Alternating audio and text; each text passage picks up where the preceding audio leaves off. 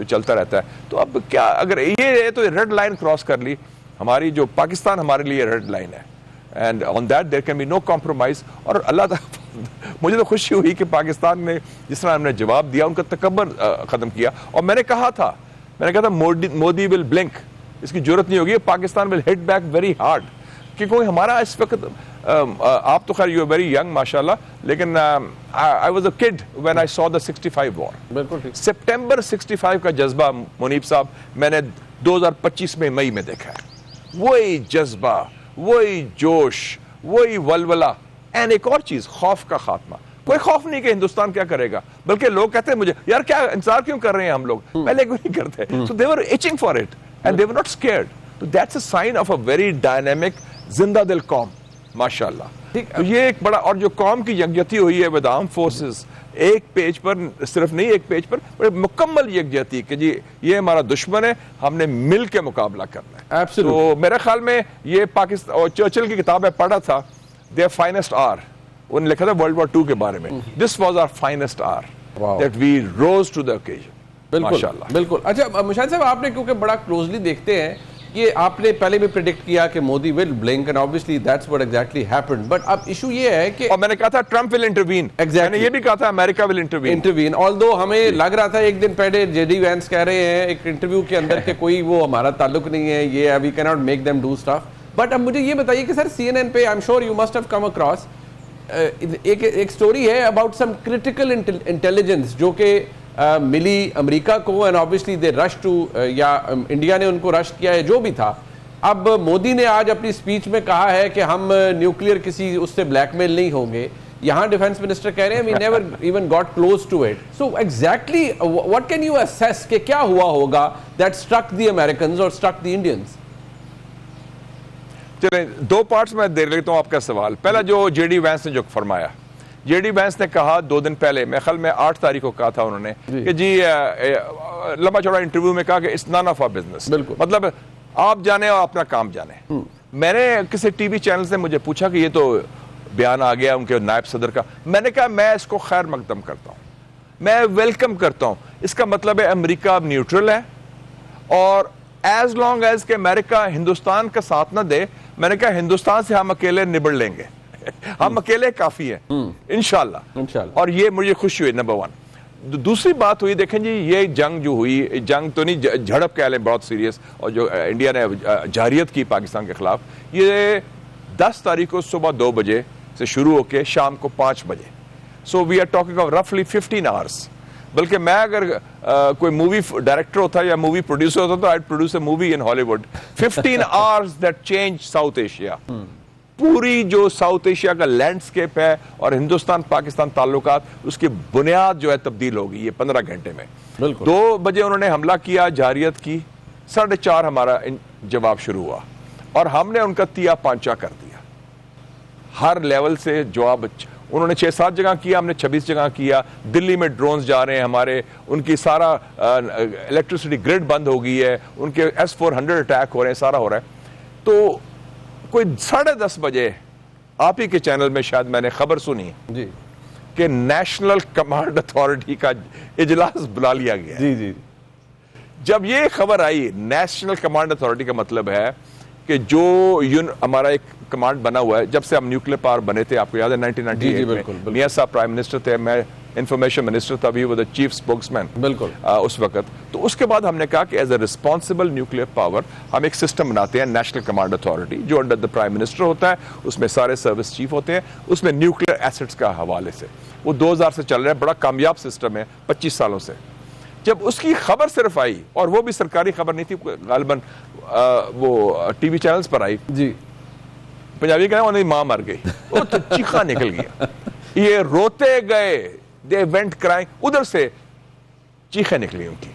उनका एक व्यू है, मैं कहता मजाक से इंडिया में भी कह चुका हूं मैं, बाय द वे जो बात अभी मैं कहने लगा हूं, कि उनका व्यू, उनके पास what I call they have, ये हिंदुत्व वाला जो खास तौर पे जो बहुत नफरत करते हैं मुसलमानों को, उनका एक व्यू है what I call the Mahmud of Ghazni complex. वो समझते हैं कि जो मुसलमान शुमाल से आता है ना, ये कोई बड़ा मरॉडर है, महमूद ऑफ गजनी है, ये आके पता नहीं इसकी नजरें दिल्ली सोमनाथ कहाँ है। तो एक थोड़ा सा खौफ भी है उनको कि इनको क्या है तो मेरे ख्याल में वो और उस खौफ को रीइंफोर्स करने में जनरल आसिम मुनीर और air chief marshal Zaheer Sidhu का भी किरदार था, थ्रू परफॉर्मेंस। नॉट कोई भड़क नहीं मारी, रेटरिक नहीं है, परफॉर्मेंस।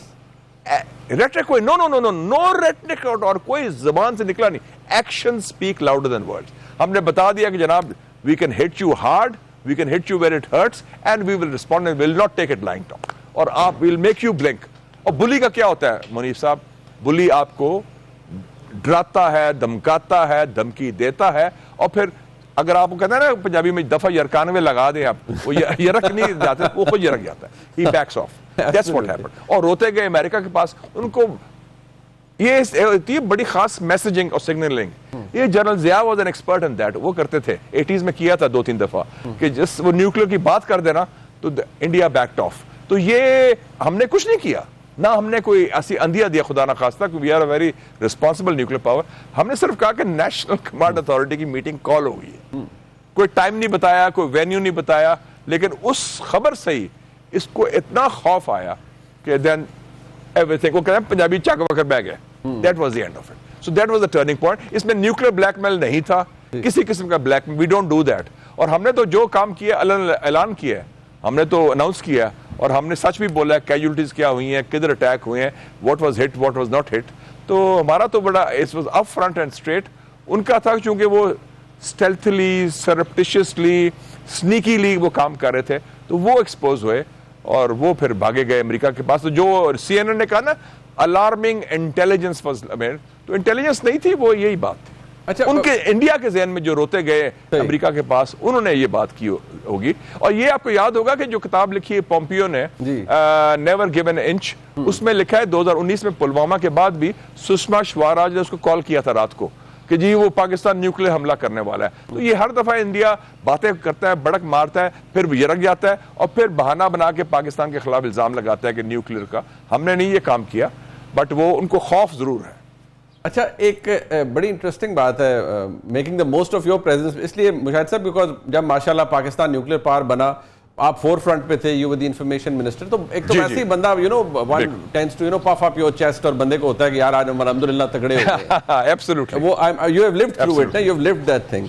मैं एज अ कॉमन पाकिस्तानी में कह रहा हूं, बट अभी कुछ देर पहले जो नरेंद्र मोदी की एक ट्वीट थी 1:30 बजे, I don't know whether you have seen it or not, but I will just read it for you. नहीं, मैंने नहीं देखी, अच्छा सर, वो जरा सुनने वाली है, वो जस्ट हार्डली 4-5 सुनाइए जी। वो कहता है, to those who feel slightly dejected at their scores, I want to tell them one exam can never define you, your journey is much bigger and your strengths go far beyond the marksheet, stay confident, stay curious because great things await.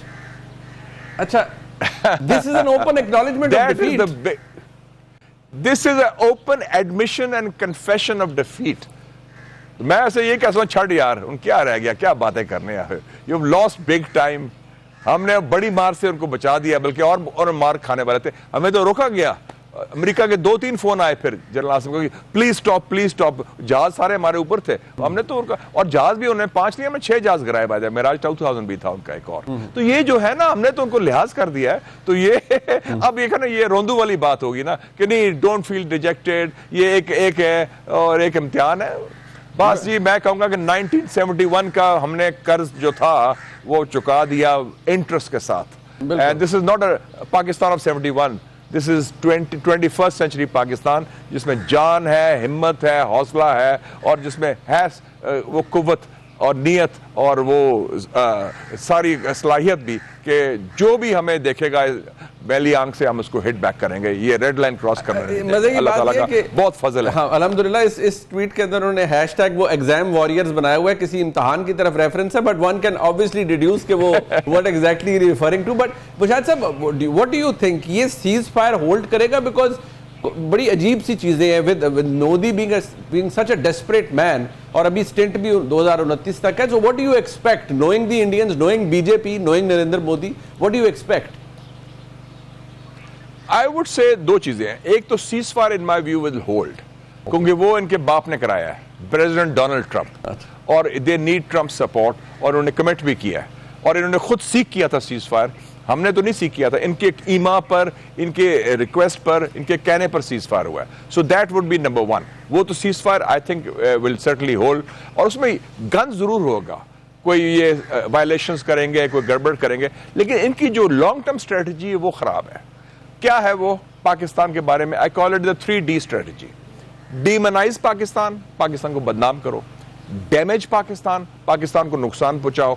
IMF पहुंच गए, फाटफ पहुंच गए, भाई तुम्हारा क्या ताल्लुक है IMF के साथ, वो कि पाकिस्तान को इमदाद ना दो. और तीसरा है डिस्टेबलाइज पाकिस्तान, दहशतगर्दी, रियासती दहशतगर्दी. तो उसके लिए तैयार होना चाहिए हमें. They will try to bleed Pakistan through these strategies.